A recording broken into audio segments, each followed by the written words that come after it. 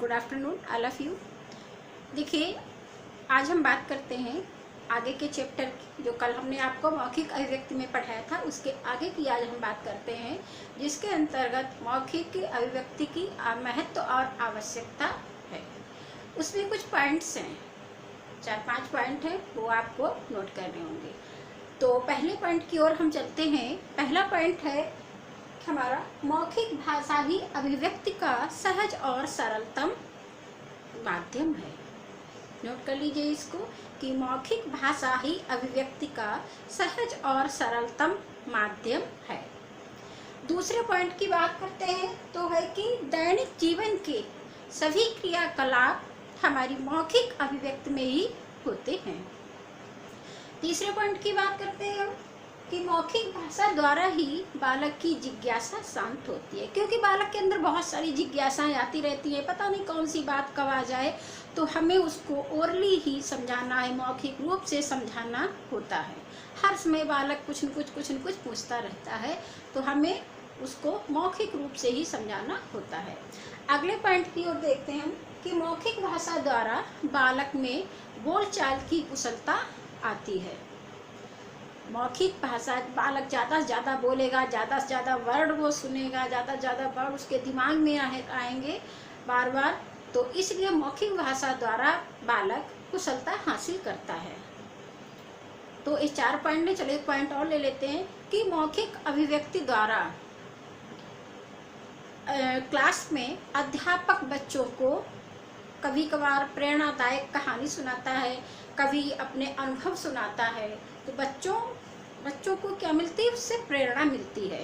बच्चे सोचते हैं कि सर ने या मैम ने हमें इस टाइप से बताया है, तो हमें ऐसा ही करना चाहिए, कि वो हमसे बड़ी हैं, हमारे टीचर हैं वो हमसे बड़े हैं, हमारे गुरु है तो गुरु की बात माननी चाहिए, हमें ऐसा ही काम करना चाहिए। तो प्रेरणा स्रोत भी हो जाती हैं कुछ हमारी कहानियाँ, कविताएं, जो मौखिक अभिव्यक्ति द्वारा टीचर के मुख से निकलते हैं। तो ये हमारे हो गए 5 पॉइंट हो गए, मौखिक अभिव्यक्ति की महत्व या आवश्यकता में आते हैं। अगले हम बात करते हैं, अगले किसकी, मौखिक अभिव्यक्ति कौशल शिक्षण की विधियाँ।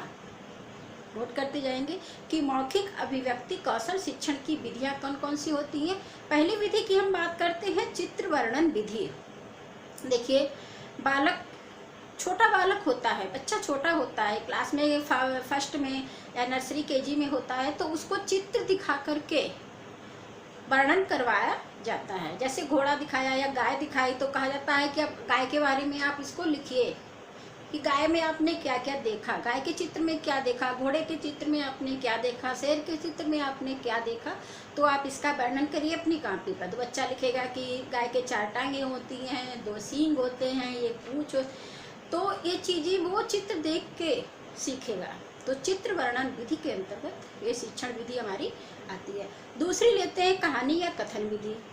कहानी या कथन विधि के अंतर्गत क्या होता है कि बच्चे को कहानी सुनाइए, छोटी छोटी कहानियाँ सुनाइए बच्चों को, और बच्चों से सुनने के लिए उनसे कहिए कि बच्चे अपने आप भी उस टाइप की कहानियाँ सुनाएं, या कहानी को उनको लिख दीजिए, थोड़ी अधूरी कहानी लिख दीजिए और पूरी करने के लिए उनको प्रेरित करिए। एक कहानी या कथन शिक्षण विधि के अंतर्गत आता है।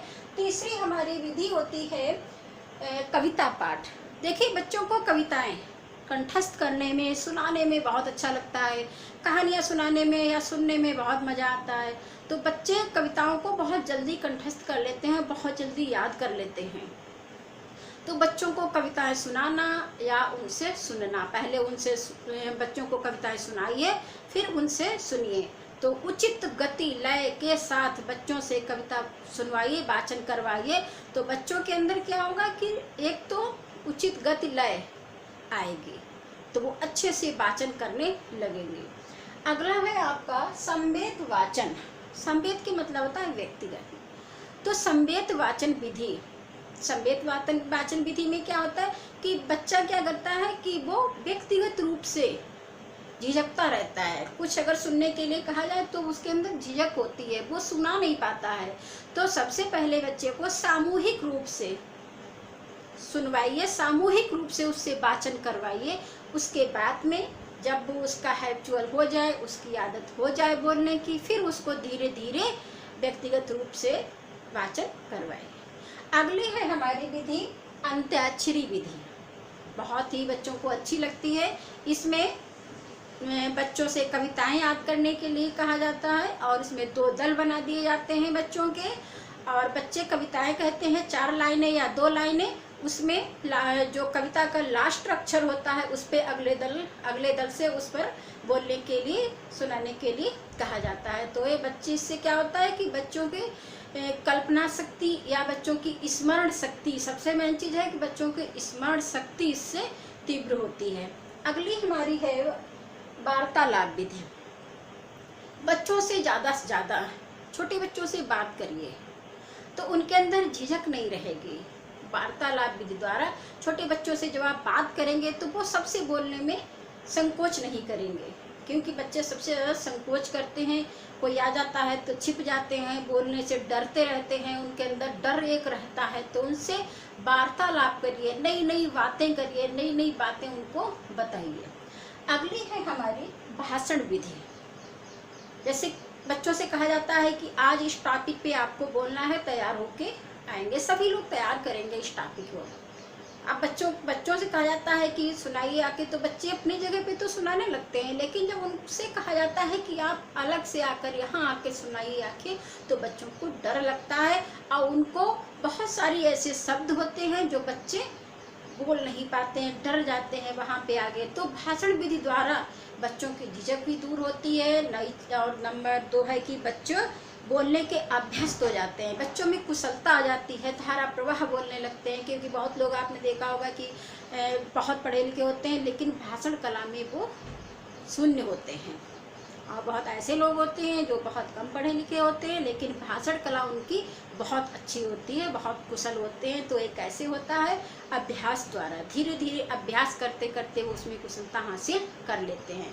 तो देखिए आज का टॉपिक यहीं पे खत्म होता है, आगे का टॉपिक आपको कल मिलेगा। धन्यवाद।